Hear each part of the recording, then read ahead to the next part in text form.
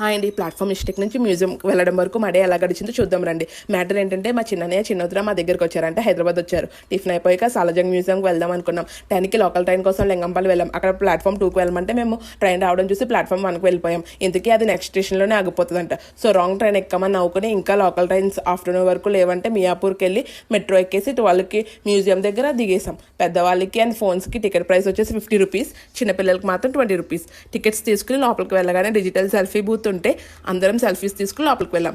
First gallery ఫౌండర్స్ది Salar Jung 3 తన దగ్గర ఉన్న కలెక్షన్స్తో నెహ్రూ గారు కలిపి 1951లో మ్యూజియం స్టార్ట్ చేస్తారు. సో నెక్స్ట్ గ్యాలరీలో మనం నవాబ్స్ యూస్ చేసిన ప్లేట్స్, బౌల్స్, గ్లాసెస్ అన్నీ ఉన్నాయి. ఈ గరుడా స్టాట్యూ వచ్చేసి 18th సెంచరీలో ఉందంట. నెక్స్ట్ ఏమో ఐవోరీ స్కల్ప్చర్, అదేనండి ఏనుగు దంతం పైన చెక్కిన ఆర్ట్ అనమాట. ఫైన్ డీటెయిలింగ్తో అన్ని స్టేజెస్లో ఉన్న ఎలిఫెంట్స్ చూసారా ఎలా వేశారో. దాని తర్వాత ఏమో చెస్ బోర్డ్స్ ఉన్నాయి. ఇవి 18th నుంచి 19th సెంచరీలో నవాబ్స్ యూస్ చేసినమాట. నెక్స్ట్ వచ్చేసి ఒక లేడీ స్టాట్యూ మార్బుల్ మీద చెక్కింది. దీని స్పెషాలిటీ ఏంటంటే ఆ లేడీ ఫేస్ మీద నుంచి నడుము మీద వరకు ఒక పల్చటి కొంగలా ఉంది చూసారా, అదంతా సింగిల్ మార్బుల్ మీద చెక్కారట. ఇది 19th సెంచరీలో అంటే 1863లో దీన్ని చెక్కారు.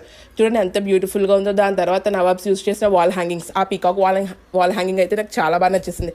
సో ఇలా 2 ఫ్లోర్స్లో 39 గ్యాలరీస్ ఉన్నాయి. సో ఇలాంటి సింపుల్ అండ్ హిస్టారిక్ మూమెంట్స్ కోసం తను మాటని లైక్ చేసి ఫాలో చేయండి.